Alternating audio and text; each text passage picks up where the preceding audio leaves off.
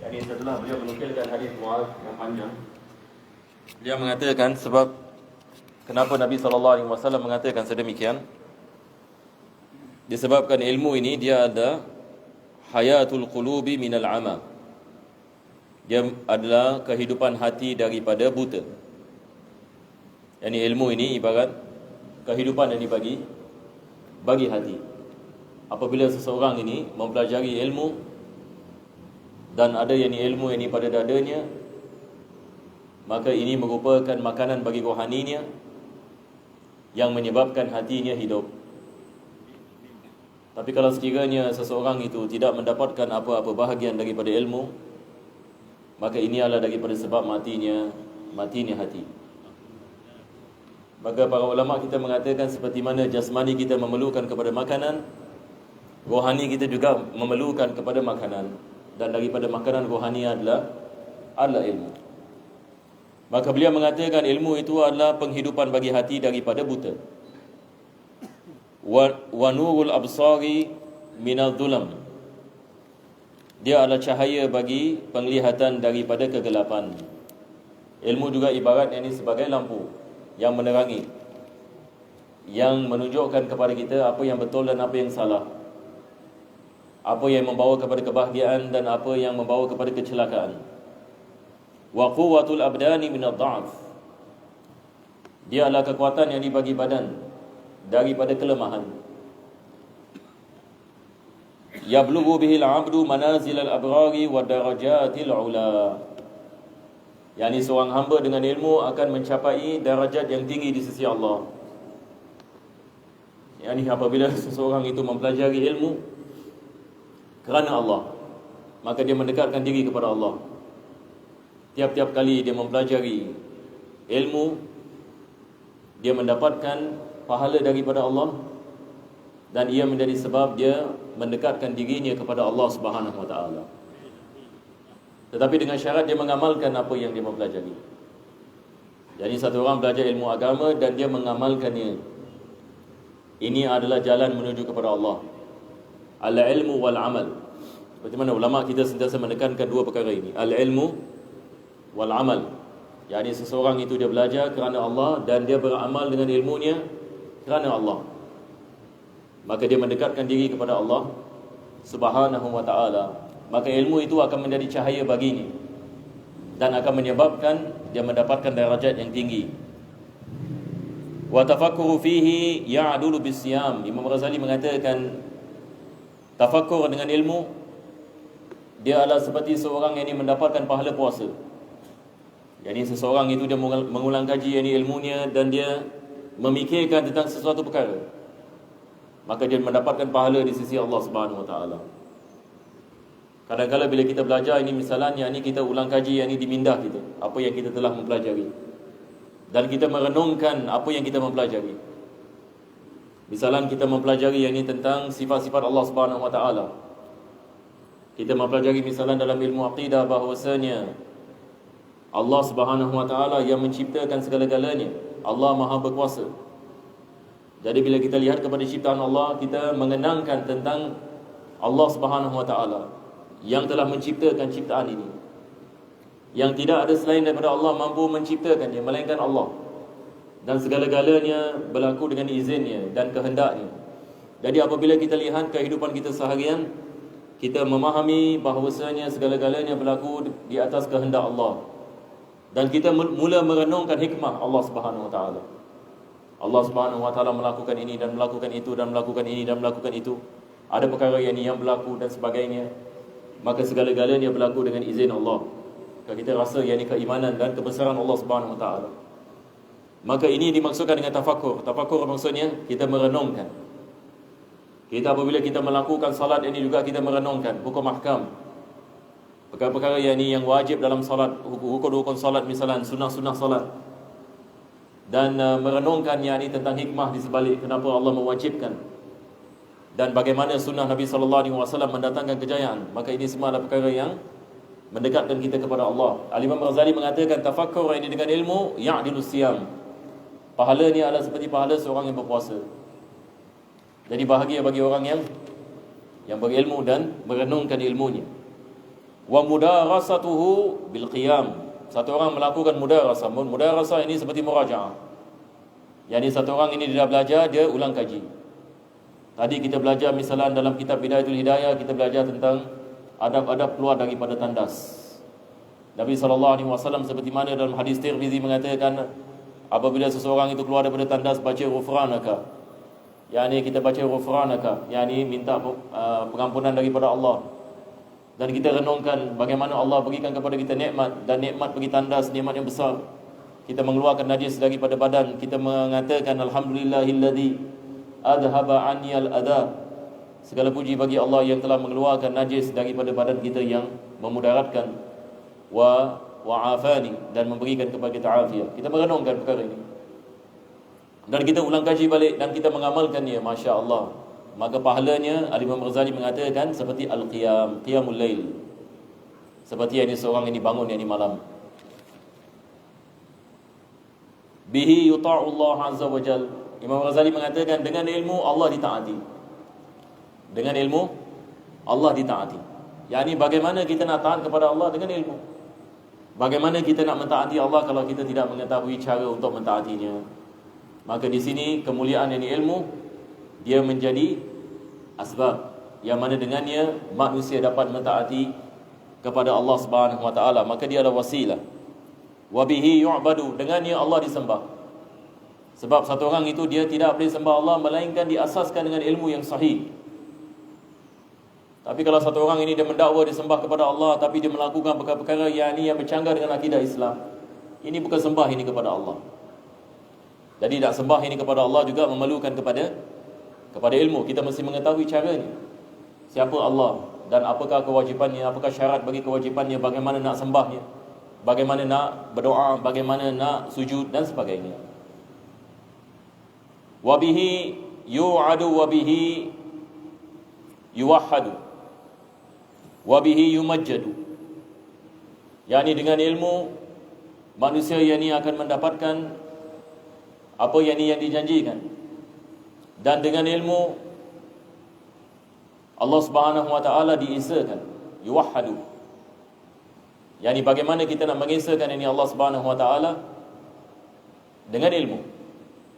Bagaimana kita nak memahami kebesaran ini Allah Subhanahu wa taala dengan ilmu. Bagaimana kita nak mengetahui sifat-sifat Allah Subhanahu wa taala dengan ilmu. Maka di sini yani ilmu membawa kepada kemuliaan. Wa bihi yumajjadu, dengannya Allah dibesarkan. Yani apabila kita mengagungkan Allah Subhanahu wa taala, apabila kita mengagungkan ini Allah Subhanahu wa taala, maka kita mengagungkan Allah Subhanahu wa taala dengan adanya ilmu. Jadi ilmu ini sekali lagi Imam Ghazali yani dia memberikan misal betapa pentingnya ilmu ini. Allah diagungkan, Allah diesakan. Bagaimana kita menyembah Allah, bagaimana kita memuji kepada Allah, segala-galanya ini dengan ilmu. Selepas itu beliau mengatakan wa bihi yatawarra'u, dengannya manusia dapat mengamalkan sifat zuhud dan wara'. Jadi kita dapat membezakan apakah perkara yang disukai oleh Allah, apakah ini perkara yang lebih afdal untuk kita melakukan. Wa bihi tusalul arham, dengan ilmu ada silaturahim. Kita dapat mengetahui kepentingan silaturahim dan bagaimana kita nak menjalinkan hubungan apabila kita memahami ilmu. Wa bihi yu'raful halal wal haram, dengan ilmu dapat diketahui halal dan haram. Wa huwa imamun wal amalu tabi'uh. Al-Imam Ghazali mengatakan ilmu ini adalah imam. Ilmu adalah ibarat apa? Imam. Wal amal tabi'uh. Amalan ini bagi makmum. Amalan ini seperti apa? Makmum. Maka ilmu menunjukkan, maka amal mengikutinya. Jadi mana lebih mulia? Yang diikuti ataupun yang mengikuti? Yang diikuti. Maka ilmu ini dia lebih mulia daripada amal. Sebab tanpa ilmu manusia tidak dapat beramal. Yulhimuhu su'ada'u wa yuhrimuhu al-ashqiya. Manusia yang berjaya akan diberikan nasib daripada ilmu. Manakala manusia yang celaka yang ini tidak akan mendapat nasib ini daripadanya. Nas'alullah ta'ala husnat taufiq. Al-Imam Ghazali akhir sekali dalam bab ini mengatakan Kita berdoa kepada Allah agar Allah memberikan kepada kita taufik. Amin ya rabbal alamin. Jadi kita dah habis ini fasal berkenaan dengan kelebihan mengajar daripada hadis-hadis Nabi dan juga asar para sahabat radhiyallahu anhum. Selepas itu beliau membicarakan tentang dalil-dalil akli. Yang kita dalam Islam ini kita ada dalil terbagi kepada dua bahagian. Kita ada dalil akli dengan dalil naqli. Yani Al-Imam Ghazali dikedepankan dalil naqli. Dalil naqli maksudnya dalil daripada Quran dengan sunnah. Ini kita mengatakan naqli. Naqli maksudnya kita melakukan quotation. Kita mengatakan Allah mengatakan sedemikian, Nabi mengatakan sedemikian. Ini dalil naqli. Manakala dalil akli ini adalah dalil yang kembali kepada hukum akal. Allah Subhanahu wa taala memberikan manusia kelebihan. Daripada kelebihan yang Allah memberikan kepada manusia adalah manusia ini mempunyai akal. Berbeza ini dengan selain daripada ciptaan Allah Subhanahu wa taala. Dan ada perkara-perkara yang mana Allah Subhanahu wa taala mengajarkan kepada manusia bagaimana manusia dapat menggunakan akalnya. Jadi ada perkara mustahil, ada perkara yang tidak mustahil. Ada perkara kita mengatakan wajib akli, yang ini pasti dan pasti berlaku. Dan ini semua disebutkan dalam Al-Quranul Karim. Yang ini sebagai misal Allah Subhanahu wa taala apabila membicarakan tentang sifat wahdaniyah di dalam Al-Quran, Allah mengajarkan kepada kita dalil akli. Yang ini seperti apa? Allah Subhanahu wa taala mengatakan law kana fihima alihatun illallahu lafasadata. Allah mengatakan kalau sekiranya Tuhan itu lebih daripada satu, kalau manusia menanyakan soalan misalan Tuhan, dia mengatakan satu, tidakkah Tuhan boleh lebih daripada satu? Ada orang mungkin terlintas fikirannya, betul ke tidak? Kenapa Tuhan mesti satu? Kenapa tak boleh lebih daripada satu? Allah jawab dalam Al-Quran. Jawapannya ada dalam Al-Quran. Apa Allah Subhanahu wa taala mengatakan? Allah mengatakan kalau sekiranya Tuhan lebih daripada satu, apa jadi? Kalau Tuhan ini lebih daripada satu, apa? Allah mengatakan la fasadata. Langit dan bumi ini akan hancur. Khalas. Kamu tidak akan lihat ini langit aman seperti sekarang yang kita lihat. Masya-Allah, kita lihat sekarang kita pada waktu siang, pada waktu malam, adanya matahari, berbutanya bumi, datangnya siang ini dan malam. Ini semua menunjukkan bahawa Tuhan itu satu. Kenapa? Sebab kalau Tuhan ini lebih daripada satu, la fasadata, maka segala-galanya akan musnah. Kenapa musnah? Sebab Tuhan yang pertama akan bergaduh dengan Tuhan yang kedua. Tuhan yang pertama mengatakan aku nak ciptakan, Tuhan yang kedua mengatakan aku bantah, tidak boleh jadi. Jadi apa jadi? Maka sesuatu itu tidak dapat ini diciptakan. Sebab Tuhan yang pertama nak menciptakan, Tuhan yang kedua nak memusnahkan.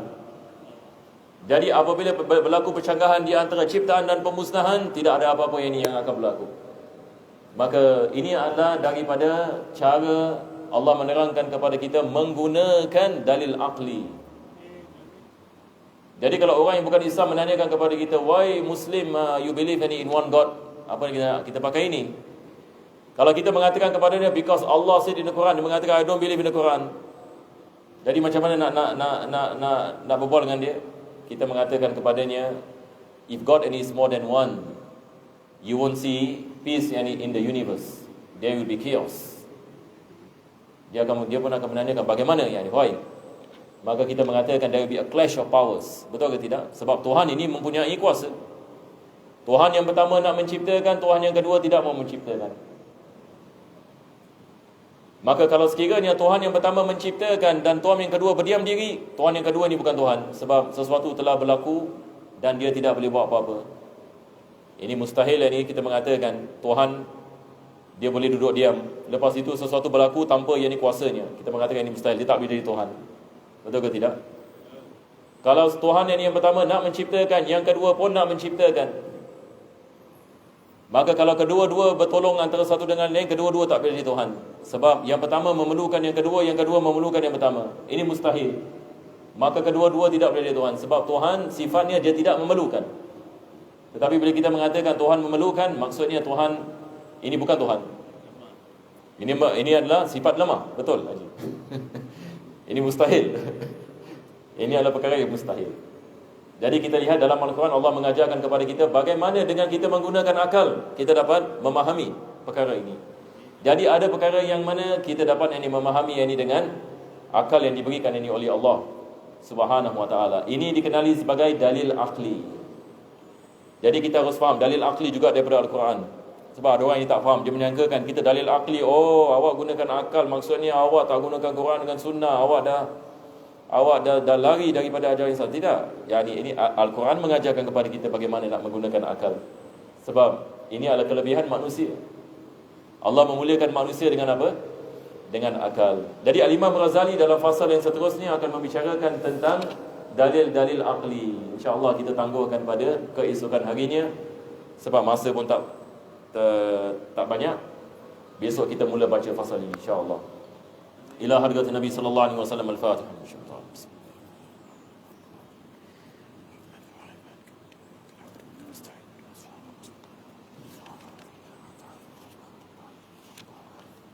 آمين يا الله من الرحمن الرحيم. ربنا تقبل منا دعاءنا إنك أنت السميع العليم وتب علينا مولانا إنك أنت التواب الرحيم. دعواهم فيها سبحانك اللهم وتحياتهم فيها سلام وآخر دعواهم الحمد لله رب العالمين. تقبل الله منكم. السلام عليكم ورحمة الله.